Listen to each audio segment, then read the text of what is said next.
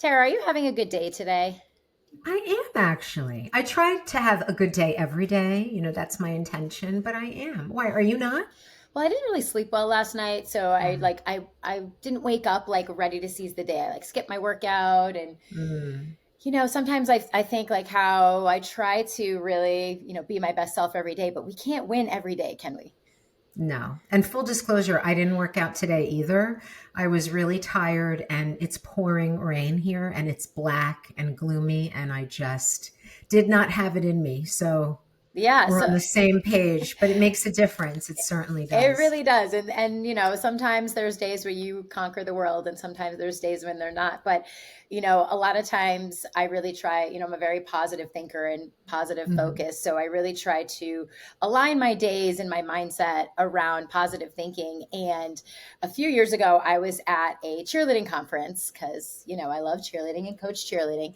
And Yes. the person that was running the cheerleading contest said she was giving a big speech and talking about like how to motivate your athletes and how to get them going. All of a sudden she just holds up this book that's called Ah. Mindset Is Your Superpower. And she said, everyone in this room needs to go on Amazon and order this book. And what you need to do is A, you need to read it for yourself. And B, you need to read it a little excerpt to your athletes after every practice because there are so many life lessons in this book. And so immediately I came home and I shared that book with Tara. And that was Mhm. probably a year and a half ago.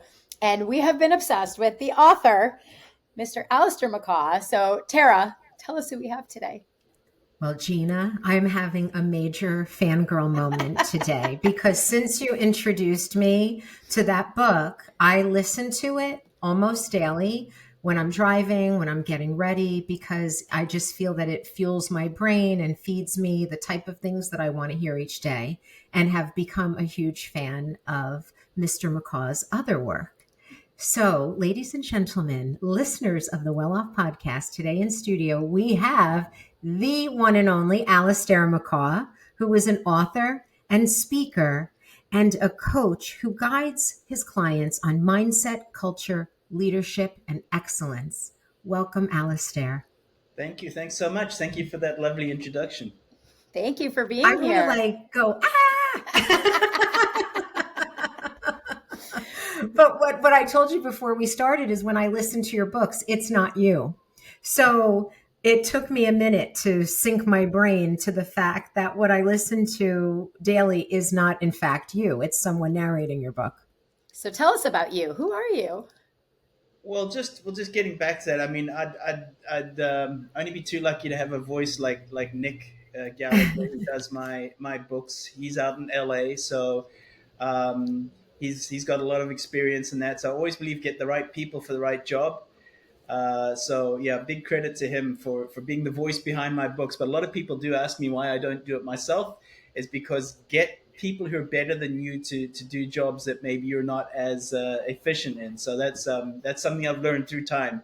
As where before I'd like to take everything on myself and instead of sublet or put the work out to somebody else. But to answer your question, who am I? I'll give you a very quick history. A lot of people can't track my voice.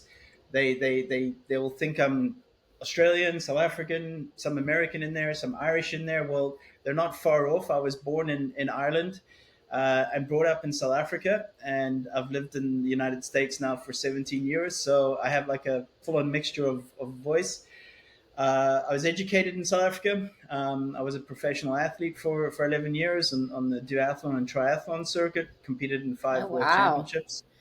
I was terrible in school, flunked English, was always incredibly scared to get up and talk in front of the class and public speaking. And today I get paid very well and live very well to write books and speak in front of large audiences around the world. So it just shows you that, don't become your old story.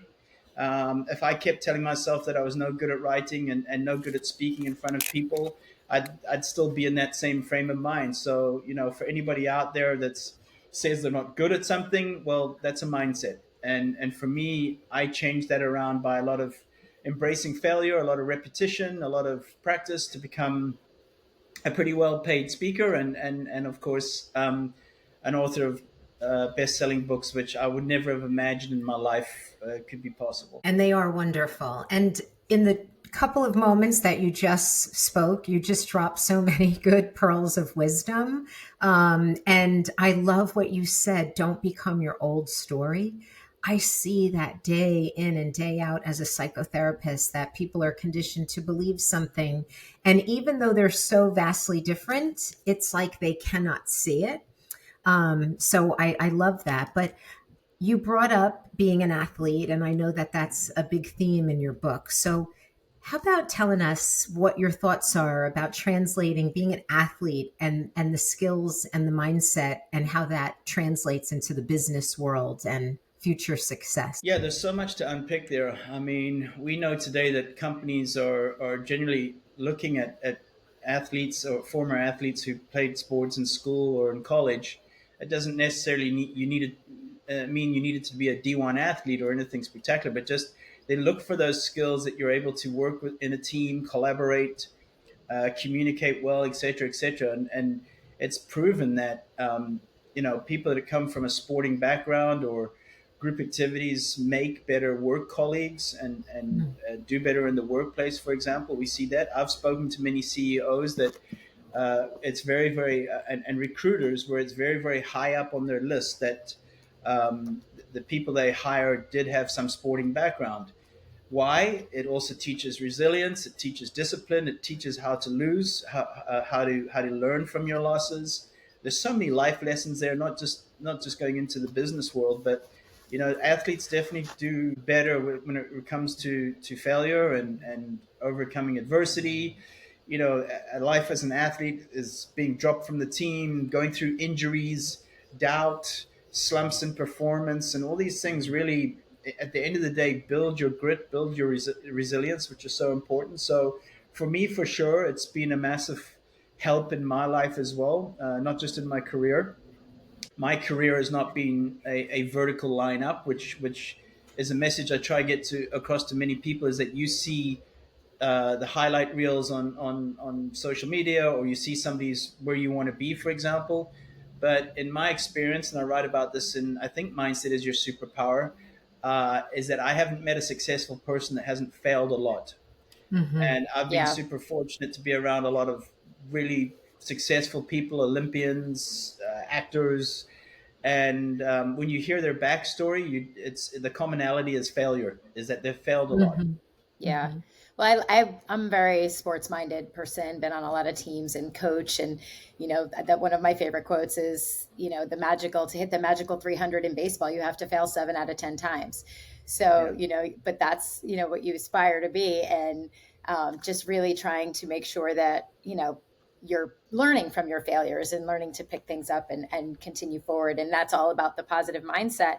And I just in looking at sports, I'm a big New England Patriots fan, and they're doing really well this year. And in the Belichick era, it was the coaching, they were a dynasty and they won, but the coaching was very, kind of negative a little bit, and it wasn't really pumping up the positivity. And now they have a new coach in, and he's, more positive and more, like a player's coach. And talk to us about how kind of guiding with your attitude, from a negative mindset to a positive mindset, how does that affect who you are as a person overall?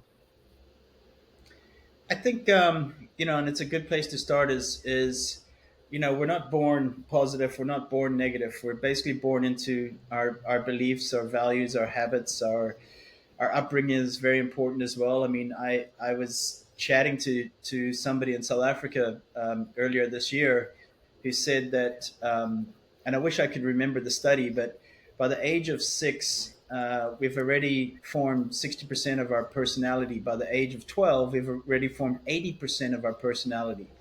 And I, Wow. I got thinking about it, and I thought, I would actually have to go along with that. Is that the scope of being able to change later on in life becomes more difficult. It's very hard, which I tell college coaches and recruiters when they're recruiting an 18-year-old kid who's a superstar in what they do, but there's maybe some bad character traits there, is that they can't change that person.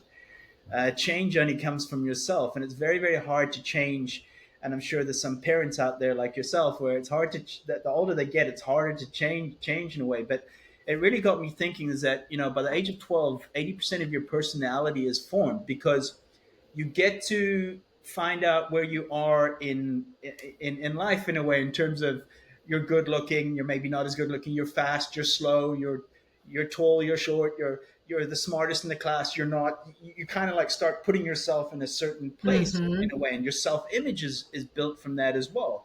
So at 12 years old, as we know, I'm not a parent, but parents will agree that that's a very difficult age to manage. 12, 13, 14 is because all of a sudden they're trying to find themselves, and of course puberty and so on and so forth. So I know that could be a whole another podcast, for example, but Yeah. it was just very interesting. But people say to me, how do I become a more positive person? And the first step in becoming a more positive person is recognizing when you're negative, or when you're thinking negatively, or when you say something that's not helpful.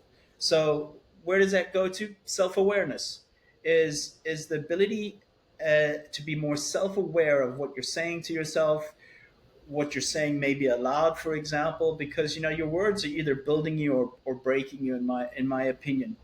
And I think this podcast as well, you bring up the subject about leadership and so on, is that the best leaders are the most self-aware leaders as well. The best leaders are compassionate, they have humility, and regardless of what your political stand is.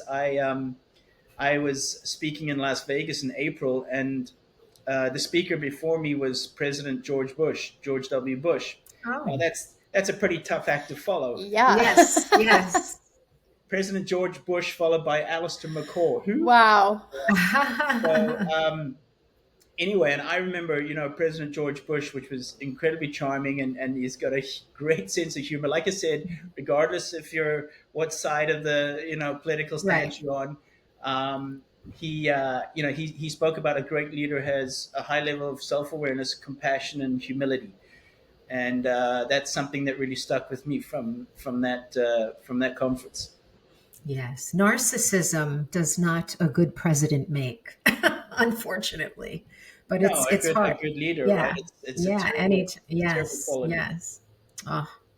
You spoke to us earlier about having values or keywords or a brand, and you have the four words that we mentioned earlier: the mindset, culture, leadership, excellence. So, talk to us about that, how important it is to have those core values or keywords. Yeah, so it actually came across me probably about a year or two ago, where a client who actually, funny enough, follows me on social media decided to contact me, inbox me, and said, "Listen, I'm trying to become,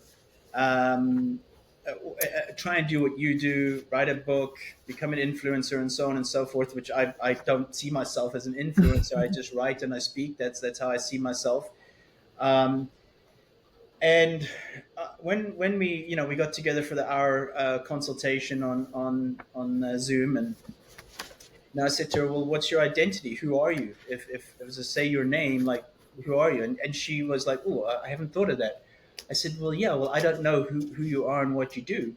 So it's important I believe, to identify yourself by three or four words. For example, you'll see, for example, and for those who are not watching on video, I'll grab one of my books here, and there'll be an identity on the back of my book, which is usually four words. This one, Habits That Make a Champion, is motivation, mindset, self improvement, sports. So there's four identity things that you'll see at the back of every single book. The one that you were talking about, Mindset Is Your I know. Superpower, I'm has looking at it right now. So we have, three. Yeah. So that's not to plug my books, but that's to say an identity is important. What is this about? Who is this? So when you use keywords, which, as you just mentioned there now, Dr. Tara, uh, who is Alistair McCaw? What does he do? Well, he's an author and speaker, and his topics, his areas of expertise are leadership, culture, mindset, and excellence. Excellence can be anything. It can be in life. It can be in your career. It can be in your daily activities, for example. So I think it's so important, is when building your brand, and every single one of us, regardless of what you do as a brand, your name is a brand. Gina, you're a brand. Dr. Tara, you're a brand. My neighbor is a brand, so to say. Um, Who are you? What do you do? What are you about, for example? And when you can simplify it to keywords, and this is another thing as well, as when I consult leaders, I'll say, how do you want to be seen? How do you want your employees to see you, or those you lead? And I'll ask them just to write down keywords: humility, Mm-hmm. confident, reliable, etc. And it's easier to identify with just simple keywords. Yeah. I mean, it's, you talk about like how you followed George Bush. You work with a lot of big organizations and leaders. Talk to us about some of the people that you work with or companies. I don't know if you can say, but I mean, you've been helping a lot of influential people. Yeah, obviously I can't mention names and companies, so forth. I mean, I have worked with a lot of big soccer teams in Europe, which soccer is a massive sport, of course, around the world. And Mm-hmm. I've worked with big companies here in the States, and universities, colleges: LSU, UCLA, Florida Atlantic, you name it. So what I've seen in the best organizations and the best companies and best teams is three distinct things, and they function on high communication, high collaboration, and high connection. You're That doesn't mean everybody, for example, in the room has to be best friends. It's just that there's good communication, which leads to connection, which leads to high collaboration. So that's what I've seen in high functioning companies, teams. So what I've seen in all these sectors, like law enforcement, education, sports, professional sports, corporate finance, is that successful teams and successful cultures have great communication, which leads to a high connection, and that leads to better collaboration. So those three things are critical in a high performing team. Alistair, earlier you mentioned how you didn't do well in English, you wouldn't speak in front of an audience. So, what was the pivotal moment that you transitioned or someone wanted you to speak? Like, how did it happen? What was the spark that changed things for you? I think, coming from a coaching background as well, I worked with a lot of professional athletes, Olympians, tennis players, golfers. Is that, when you're coaching or when you're speaking to people, it is public speaking. If you're speaking to a group of four people, it's public speaking. Mm-hmm. So when I really changed my mindset around it, when I changed, like we just said, I don't know if we said it off air or we did say it off air, is that you become your old story, what you keep telling yourself. Oh, I'm not good at that. Oh, I'm not good at that. Yeah, you won't be good Mm-hmm. at that because you keep telling yourself you're not good at that. Yeah, you might be terrible in the beginning, but over time, like anything else, it gets better and it gets better. And I think for me, um, the fear of public speaking, and I get this question a lot, is how do I become a better public speaker? How do I get up in front of? In fact, I had a call yesterday with a good friend who works in the Netherlands, and she asked me this exact question. She says, "How do you get up and speak in front of people?" She said, "I'm terrified of it." I said, "Well, first of all, you have to eliminate that thought of being terrified. Why are you being terrified? Is it what people think of you? Is it that you don't know your content?" I said, "But when you get up and you share, when things change for me is that when you share a topic or share your story. That's all it is. I'm not presenting. I'm not lecturing. I'm not, public speaking. I don't even use those words. I say you're sharing. Right now, I'm sharing with you. You're sharing with me right now, and we feel pretty comfortable about it.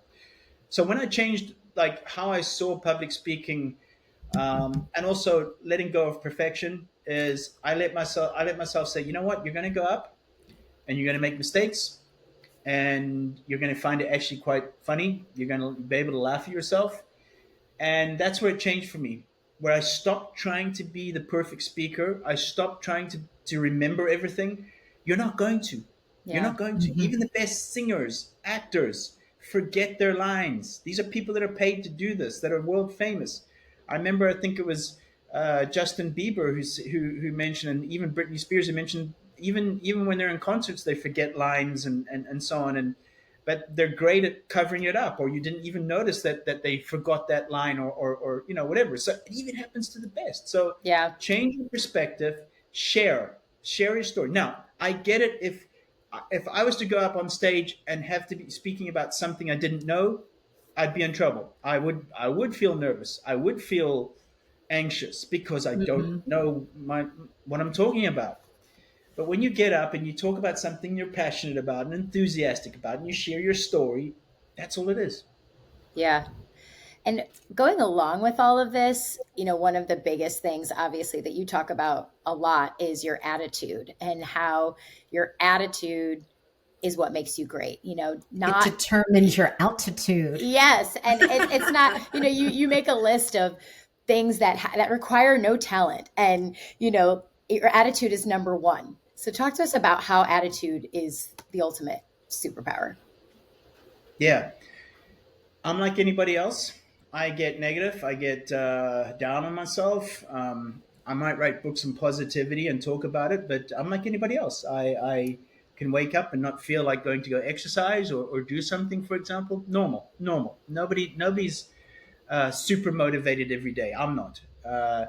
However, a purpose drives me, which is important. But yeah, not every day is Super Bowl day. I'm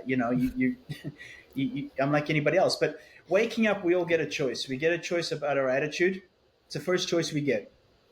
And one of the things that's really helped me have a better attitude in the morning. I am a morning person, so 99% of the time I wake up in a good mood.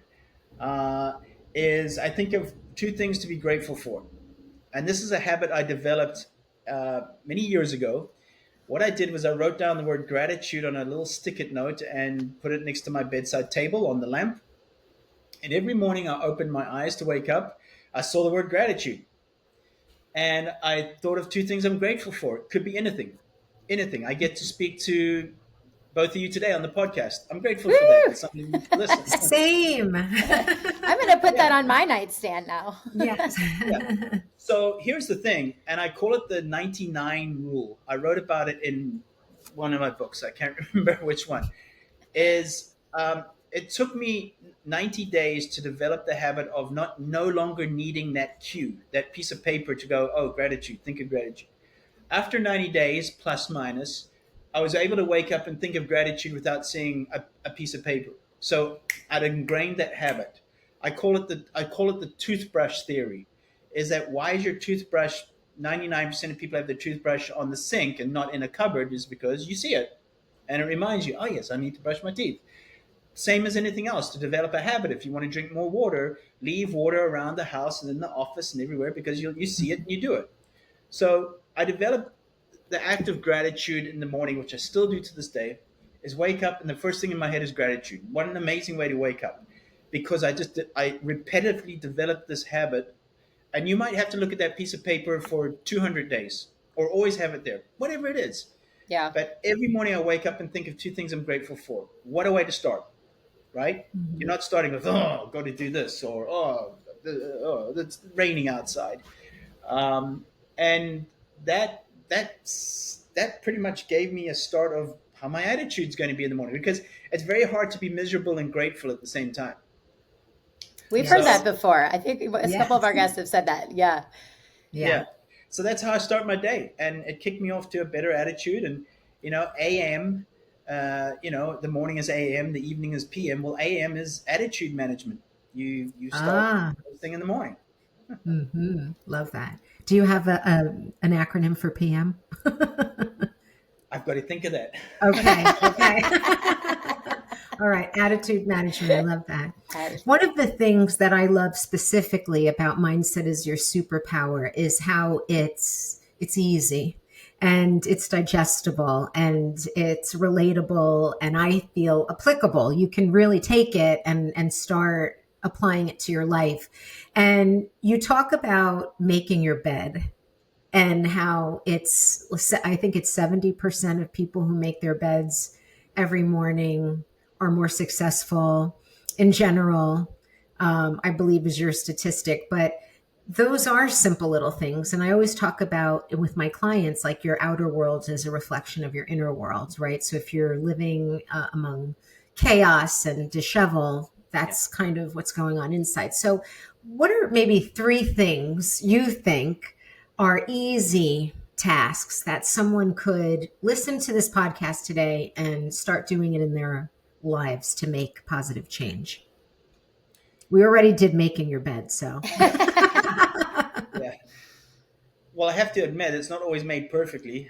Yeah. I got over that, and also I eliminated a lot of pillows, which makes it easier and quicker. So just eliminate a lot of Why do we have extra. so many pillows on our bed? I Really? love pillows. I'm a pillow person. It's all right. There's the first thing is that it probably becomes tedious when you've got 107 pillows that you need to.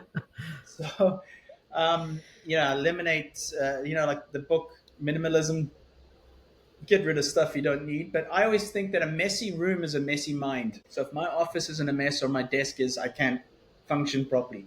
And the same when you come back after a day and your bed is unmade, you don't feel, I don't know, it's something hard to explain, to put in words. I don't have the science behind it. But for me, I get it. There's people that say, "Oh no, my everything can be a mess, and I'm very creative." And so that's great. But for me, things need to be neat, and I'm not an A-type kind of person where everything has to be like perfect. But for me, a messy room is a messy mind. Is that I can't think clearly. So, tips: make your bed in the morning because it's the first act of discipline. What is discipline? It's generally doing something you don't feel like doing, but you do it anyway. So that's the first act of discipline. So waking up with gratitude and then moving on to discipline. Those are two very powerful, powerful forces to start your day with. Even before you've realized it, it's 2 minutes and you've already had gratitude and discipline in your life. And then just a neat office. I like to have a neat office. Again, it's not perfect. That helps me think better, write better, be more creative. Those are things like just tidy up your space a little bit more. I'll tell you a funny story. I dated a girl a few years ago when I was living in Tampa. Hopefully she's not listening to this. And Actually, we hope she is because we want people to listen. yeah, fantastic girl, really, but was just messy, and I struggled with that. The house would be in a mess, and the car was a mess, and there'd be, things on the floor from last week, and so on, and it really affected our relationship. You can laugh at that or say, well, that's a little bit No, I extreme. can't. I can't No. date a guy if he's got a messy house. It's like game over. Yeah, Yeah, that would be a because deal breaker for me as yeah, no, well. but so many other great qualities and so on. But I just can't. And it wasn't for me to change or say, oh, clean up your room or your house. So it's not for me to say, but it would annoy me. And obviously, it didn't work out in the end. But it is something I just believe is just important to me. Is just having like a neat space. For sure, for sure. I know. Any other low hanging fruit that you think is an easy applicable rule of thumb to people who want to improve their life or be more positive? I just think simplify things. Really, a lot of people complicate life and complicate things. If there's things that need to be said, say them before it's too late. That's an important one as well. My parents, thank God, are still alive and they're doing great. I spoke to them this morning back in South Africa. But like if there's things you've had in your life that you need to say them. If there's someone you need to call them. Don't wait. There's no guarantee of tomorrow if we are here or they're there. I think that's one thing I don't want to die with the regret is like I wish I'd told this person this or that or cleared up something, for example. Life is too short, and I don't want to have that regret of like if only I'd told that person or complimented that person or said something. You know what, you've really made a difference in my life. Or mentorship today, for example, is not like, oh, mentorship is not necessarily you need to know somebody or sit in front of them. Mentorship can be listening to this podcast, is that you're mentoring people right now without even realizing it, for example. So yeah, just I think those are important things for me. I love that. And that you have I'm going to keep harping on mindset is your superpower, 77 ways to improve your life and all the things. And one of the things you talk about, you have a whole chapter on trusting your gut.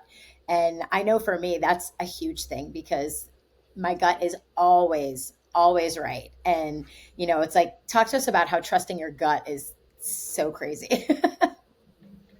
Yeah, so I turned 50 last year, which was like a major shock. How quickly that Happy came. birthday. Well, that was last year, so thanks.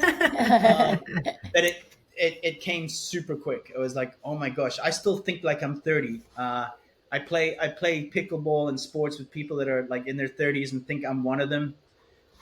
In fact, I'll be very proud to say that all four of my the guys I play with are all injured, and they're all like in their 30s and early 40s. I'm like, one it's shoulder, the other one it's knee, the other one it's his hip, and I'm like the last man standing here at 50 plus.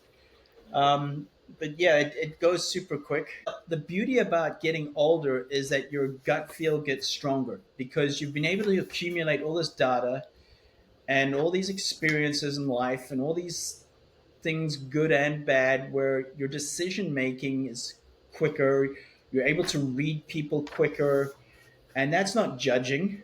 That's more just you and I know that there's an energy in a room. I believe in energy. Mhm. I'm not super spiritual, but I just even a waiter at a restaurant or somebody help me, you can feel like an energy within like 10 seconds.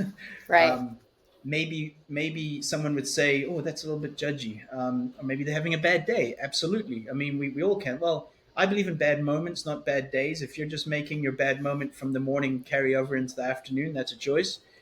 Mhm. So, are you having a bad moment? Or are you having a bad day, or are you just having a bad moment, for example? But yeah, the older I get, the more, like you said there, Gina, like stronger your feeling gets about somebody or something way quicker. Yeah. And that's a good thing, because you've been able to accumulate all these years of like feeling and energy and reading people a little bit better. So Well, yeah. Tara has like a reading superpower kind of thing. She can really like kind of like read people a little bit. My gut is just, 9 times out of 10. It's right. I wouldn't say, I wouldn't say, yeah, you're right. I wouldn't say mine's 10 out of 10. I still get things wrong. Yeah. But also surrounding yourself with people that also are in that same frame of mind of making good judgments. They're able to Mhm. say to you, I'm not so sure about this. Yeah. So I'll give you an example. So I booked like an Airbnb for next year in Edinburgh, and I booked it 3 or 4 nights ago, and but there was just like a feeling. I don't know, and it just warmed me day by day, which it never really happens to me. And I canceled it yesterday, and just like I almost felt like I'd made a good decision. And I know that's a very bizarre thing, like you booked an Airbnb and you cancel it, but it was just something like, it's just something Huh. doesn't feel right about this. Yeah.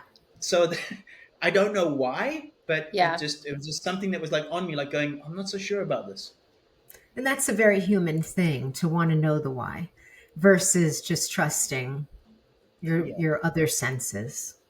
What are your thoughts on karma? it's real, It's a bitch. and you wish you were around to see karma happening to certain people. I Yes, know that sounds yes. pretty nasty, but I'm just saying what you're all thinking. Uh, but yeah, I believe what goes around comes around for sure. Yeah. But I think that's part of the energy thing too. Yeah. What you put out comes back to you. Yeah. So I'm curious to ask Alistair, because with your profession and your history as an athlete, and I'm curious to know what you do to stay well, what your practices are each day to keep you on track and to keep you in the right mindset. Yeah. So, quality of life is very important to me, and I've been able to work myself into a position where I'm able to now choose my day. And if you were to ask me, how do you define success for yourself, Alistair, I would say to you, it's waking up, being able to do what I love to do with who I love to be around. So I know that sounds like a massive riddle, but it's waking up and having a choice of what I'm going to do today with who, and I Hmm. get to do that.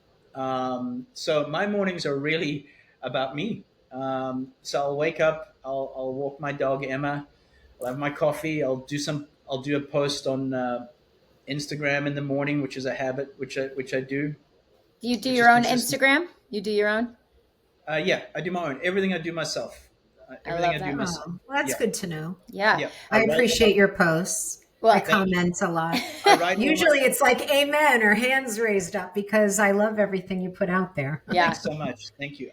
Yeah, I write everything. People say, do I have ghostwriters and stuff? And I said, no. How can I put my name on a book if I didn't write it? Right, And now Yeah. I'm right. sorry, there might be people out there that have had ghostwriters and stuff, but for me, it's like, no. If I'm going to put my name on the front of this book, this has to be me, not somebody else that's written it for me. And like I said, I apologize if there's someone that's had that done, but that's for everybody. But I get up and then I'll always exercise every morning. Either I'll go to the gym, I'll play pickleball, or I'll run every single morning, and basically till about 11 o'clock. And then I'll shower. I'll have an early lunch, and that's when I get into my writing or preparing for a presentation or doing a podcast like this, for example. That's my afternoon runs like this. Yeah, that's my day.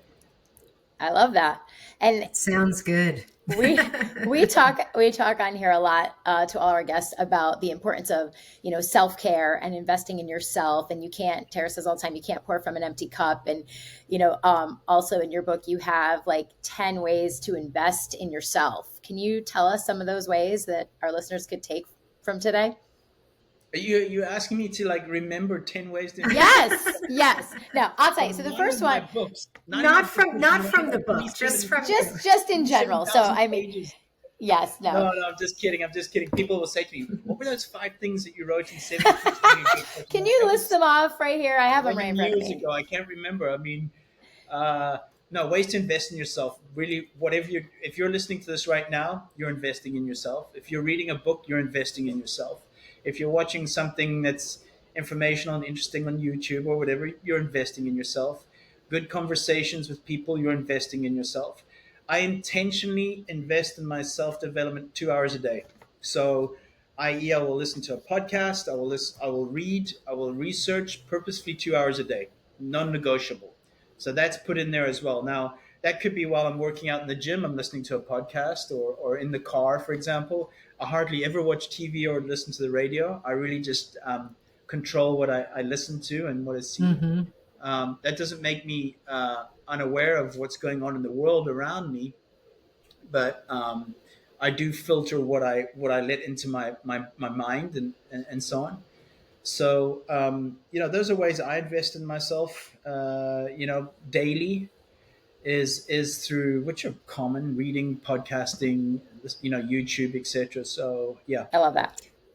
So, Allistair, every guest on our podcast answers the same question, and that is, what does well off mean to you? Well, first of all, it's very cliche, and I'm sure a lot say this is health. So health is very, very important to me, especially the older you get, the more you realize how important it is and how more expensive healthcare becomes. Yeah. So, which I actually have to look over my healthcare for options for 2026 this evening. Actually, as you talk about it, I'm actually looking at it tonight. But yeah, health is key for me. Well off is I think in a way defining what success means to you, which I just mentioned is having like a freedom of choice. That's well off to me. Well off is if you're a parent, that you have kids that love and respect you still when they've left home. And I'm not a parent, but I have so much love and respect for my parents who brought up 4 boys, and all of us have done well, and we're all still here, which is a blessing to me. So those things, it's not what car you drive or what zip code you live in and so on and so forth. I've worked with many, many incredibly wealthy people. I live near West Palm Beach, which has a lot of wealth, and there's a lot of unhappy people walking around. That's right. Yeah, that's a beautiful answer. And so true. So what's on the horizon for you in 2026? Is there a new book? Is there something new that we don't know about? Yeah, keep on doing what I enjoy doing, which is what I've done this year. To be honest, I will. Yes, there is a new book in the pipeline as well, which is on excellence.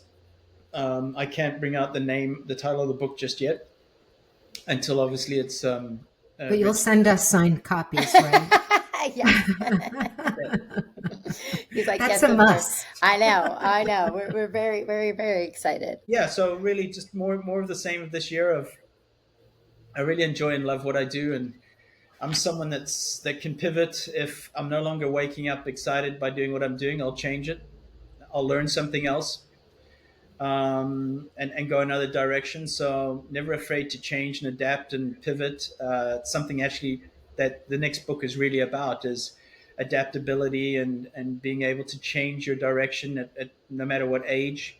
Like I said, we're kept a prisoner by our own thoughts and our own beliefs, and like we just mentioned earlier, like you keep telling yourself the old story that you're not good at something. Then I think it was Henry Ford that said, "Whether you can or can't, you're right."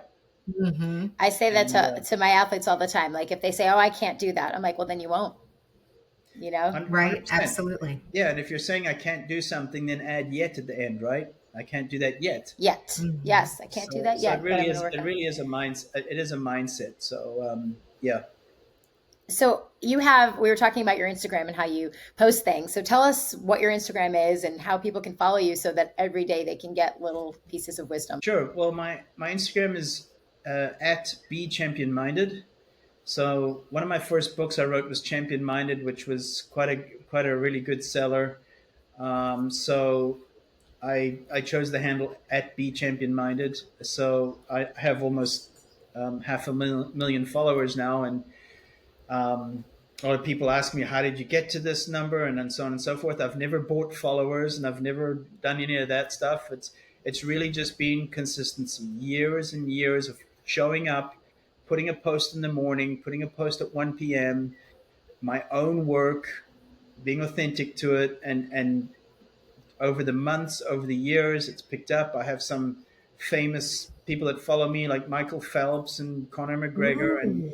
You talk and about Michael actors. Phelps in one of your books. Yeah, How he's he phenomenal. practiced every day, Christmas, if he was sick. Yeah. Yeah, we sometimes text each other, and he's also an avid soccer fan as well. He's I think he's got some involvement in Leeds United, which is in the United Kingdom. So he's a phenomenal guy, and also someone that's I really admire because he's had his difficulties as we've known, which is even tougher for a celebrity because the spotlight is on you, and you're supposed to be a perfect person. Nobody's Hmm. perfect. Right. And what I love about Michael is he shows his vulnerability. He talks about his mental health and so on and so Hmm. forth. And we need more role models like that. And I haven't even spoken about his swimming yet. I'm talking about the person. Oh, wow. For me, phenomenal people are people that maybe they've achieved success in sports and Olympics, but that's nice. But who are you? Are you a nice person? Are you Hmm. reaching out to others? Are you making a difference? That's important to me. Sure. And how else can our listeners find you? So it's at Be Champion Minded, and then your website is. No website. Oh, No, I veered away from a website. It's upkeep. It's It's a lot of work. updating. you're So keeping it simple. You're I following have your own I advice. have three social media platforms: LinkedIn, which is my name, Twitter, X, and and Instagram. So three very simple ones. I find LinkedIn a great contact source as well. Actually, I'm on Facebook as well. I have a Facebook page, but not so much anymore. I feel like Facebook's a Instagram really dying is. breed. Yeah. It's Yeah. for Also old bothers me people. about Facebook is there's not enough. What bothers me about Facebook is there's not enough security on there. Mm. Too many people can access it, and nasty comments, and there's Yes, not enough yes. when you report something. Uh, Nothing gets done about it, and that bothers me. When you get trolls and people that like put stuff on your page that you don't want to be there. Yeah, So kind of like doing less and less Facebook now. So yeah. I love that. And you have a number of books that are out. So, Be Champion Minded, Mindset Is Your Superpower. What's another great one that somebody should grab on Amazon? Well, it depends. Depends what if you're in sports. Habits that make a champion is a great one. 50 Hmm. bite-sized reads. It's like 5 minute per chapter. Super easy to read. 11 things that require zero talent. So talking about these things that we have today: attitude, work ethic, discipline, consistency. All these things. That's a great book for anyone. Don't necessarily need to be in any particular area. It can be anyone can read that. Age as well. Um, Lead with Purpose, Make an Impact is a more leadership book.